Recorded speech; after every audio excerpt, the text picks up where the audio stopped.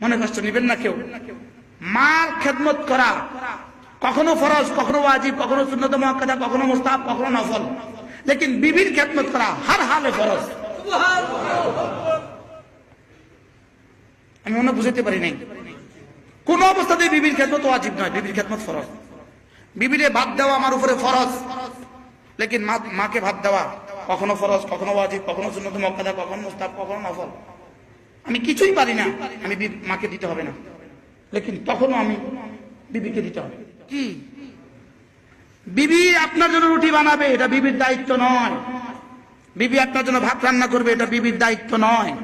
বিবি আপনার দায়িত্ব ইউহাইয়া আলাহাল খুবজু। কি আরে দুরুল মুখতারের ইবারত আন ইউহাইয়া আলাহাল খুবজু, বিবির জন্য রুটি তুমি বানিয়ে দিবা, এটা তোমার উপরে ফরিজা। এরপরে বিবি নিয়ে আইসা বিবিকে সারাদিন কষ্ট দেয়, বিবির সাথে দুর্ব্যবহার করে, সারাদিন দুর্ব্যবহার করে, সারাদিন গুনাহ থাকে আর ঘরে এসে দুর্ব্যবহার করে। আল্লাহ তাআলা যে বিবিটাকে আপনাকে দিয়েছেন, ওই বিবিটাকে আল্লাহ তাআলা বলেন আকুলু লাহুন্না মা কাওলাম মারুফা, এই খবরদার ওর সাথে ভালো কথা বলবা। কিভাবে রব সুপারিশ করেছে? এটা কি তুমি আমাকে সাক্ষী রেখে বিয়ে করেছো? এটার সাথে ভালো কথা বলবা, সুবহানাল্লাহ বলবেন না। এটা তুমি যা খাবা এটাকে তা খাওয়াবা, খবরদার।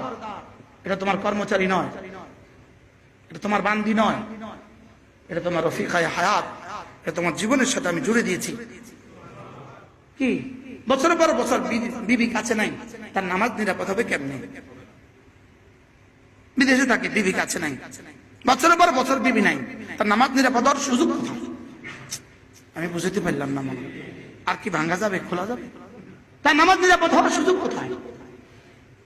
কি বিয়ে করে না, 40 বছর বয়স, ও প্রতিষ্ঠিত হলে বিয়ে করবে।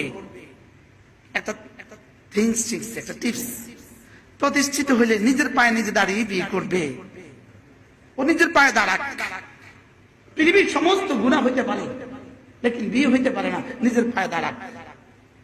নিজের পায়ে দাঁড়াইতে দাঁড়াইতে পা দুটো চিকন হয়ে গেছে। আমার চোখে দেখা দৃশ্য। 40 বছর বয়স, হুজুর দোয়া করবেন, লন্ডন যাইতাম, লন্ডন যেতে পারতাম। বিয়ে করছেন? না, লন্ডন গিয়ে বিয়ে করবো। এখন পা দুটা চিকন হয়ে গেছে। নিজের পায়ে দাঁড়াতে দাঁড়াইতে পা কি হয়ে গেছে, পা তারা জবাব দিয়ে দিচ্ছে। এবার দাঁড়াও, পায়ের উপরে এবার দাঁড়াও।